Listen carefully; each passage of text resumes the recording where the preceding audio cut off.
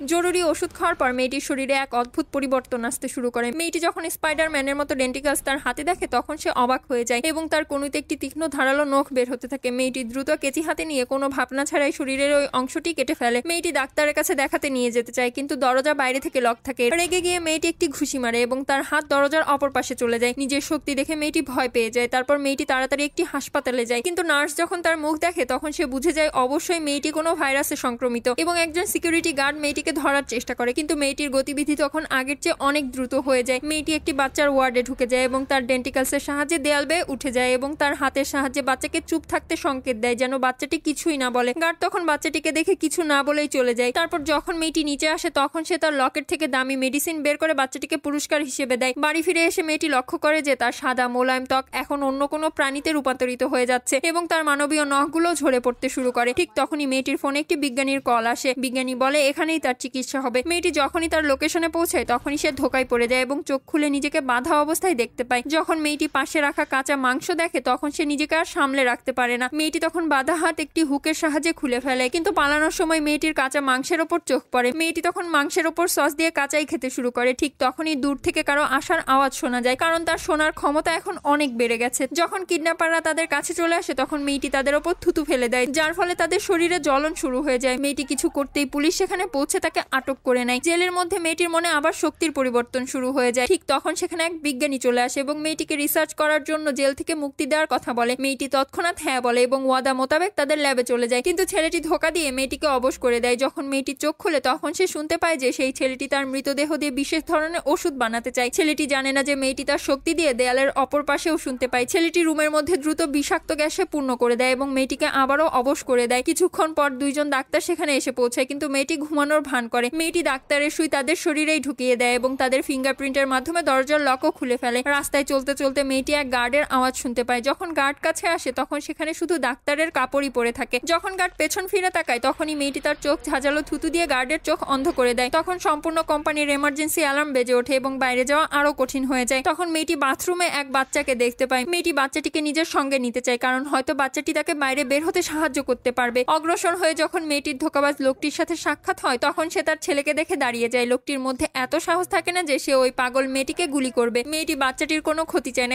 এজন্য মেয়েটি তাকে ছেড়ে দিয়ে রেলিং এর অন্য দিকে চলে যায় এবং তাকে উঠতে দেখে সবাই হতবাক হয়ে যায়। তারপর মেয়েটি তার বন্ধুকে নিয়ে জঙ্গলের দিকে পালাতে শুরু করে। তখন মেয়েটি তাদের সামনে জাল দেখে থেমে যায়। মেয়েটি বাচ্চার জন্য সে তার হুক বের করে এবং লোহা কেটে ফেলতে থাকে। গার্ড যখন গেটের কাছে পৌঁছায় তখন মেয়েটি গেট কেটে পালিয়ে যেতে সক্ষম হয়। মেয়েটির মতো এমন শক্তি পেলে আপনি কি করতেন? পরের ভিডিওটি দেখার জন্য প্লিজ সাবস্ক্রাইব।